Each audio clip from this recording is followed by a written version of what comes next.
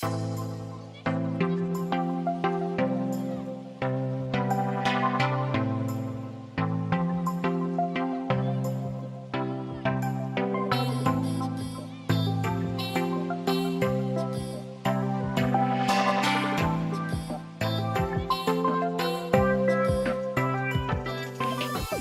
typical day in my role is all-encompassing. I have a variety of activities such as coaching, providing feedback to some of the teachers that I support, as well as modeling different practices that I believe will have high leverage impact for students in order for them to gain the greatest achievement possible. I start off in the morning just checking in with my teachers.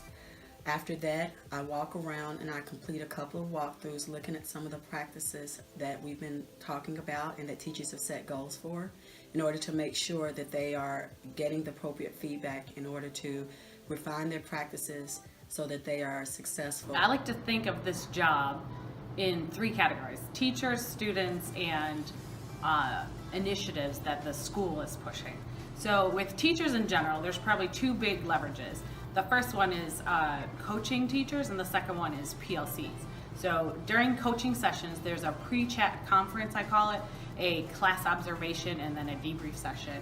And that pre-chat conference consists of lesson planning and really honing in on all the components of a lesson plan, finding out the needs of the teacher at that time and helping them develop into a teacher that is distinguished.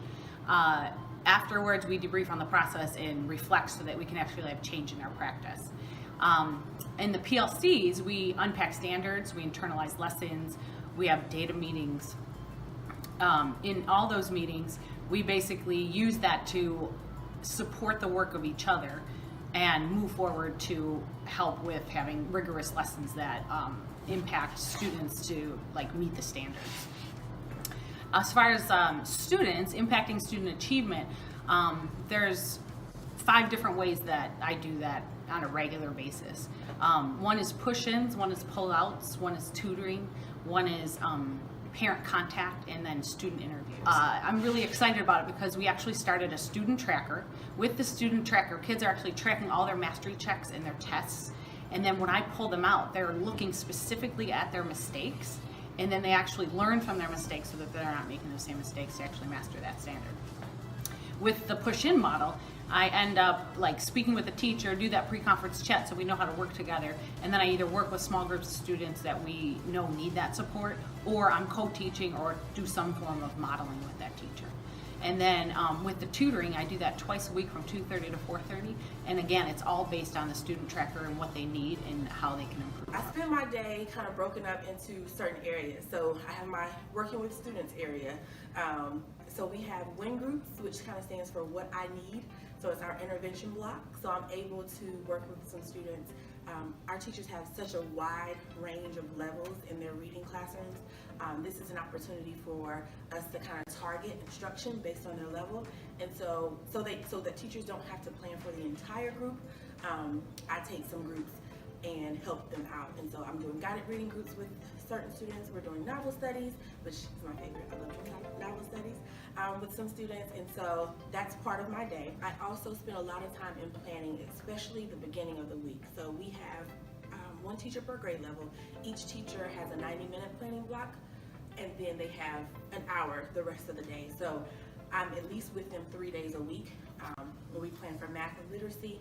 We plan for our intervention time, which is our WIN groups, and our workshop time as well. So the planning process takes a lot of time, but it's really important because that's the time that we're able to really get together and make sure we're on the same page in regards to what the standards say, how we're going to make sure that we are meeting the rigor of the standards in our instruction, and also providing teachers with applicable resources so that they don't have to go searching for hours and hours trying to find resources that are aligned. In classrooms, I could be observing a teacher so that it can kind of inform my instructional coaching that will happen later in the week. Also doing model lessons. A lot of times in our coaching conversations, we come up with what is going to be the way that we're going to implement whatever this change or this bite-sized piece of feedback. And so sometimes that's with a lesson, a model lesson. Sometimes that's with in-the-moment feedback. Sometimes that's with changing our lesson plans at that time. So I could be modeling a lesson, I could be observing a teacher, but that's my time in the classroom with the kids, with the teachers, to make sure that I'm aware of what needs to happen as our next steps for coaching, but I'm also following up with whatever we talked about the previous week. So I was a teacher for 12 years, and then I was a PD specialist for 6. And then I took this role and I've been in it for 2. And along the way, I actually got my admin degree. And what I love about this job is that I get to do all of those. I use all my expertise. I get to work with teachers and be a leader. I get to influence those teachers and change their practice. I get to work with students and teach them in large groups and small groups and cater it to their learning. And then I also get to do the professional development piece on a school-wide level to also impact teachers. The best feeling ever is to have kids come up to you and hug you and say, thank you for helping me. I didn't understand that and now I do. Or having a teacher say, oh my goodness, my data looked like this, and when you came in and did that model lesson, it changed something for me. It changed something for the dynamics in my classroom. And so I think that this position helps me help kids. This part about being a part of the program is that I'm able to directly impact students and their achievement. I'm able to see not only our teachers succeed in the classroom, but I'm able to see them grow as leaders. And in turn, I'm able to grow as a leader.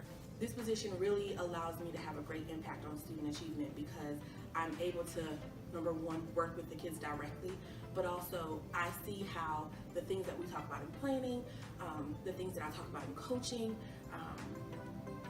the lessons, like being engaged in the lessons, coming up with ideas to make the lesson more fun and engaging, I see it manifesting with the students, and I see them increasing in their love of learning, in their love of being here, in their achievement, and what they're able to accomplish at the end of the year. So I really think that this position has a great impact. You should join and be a leader within Success by Design if you have a true passion for teaching and learning.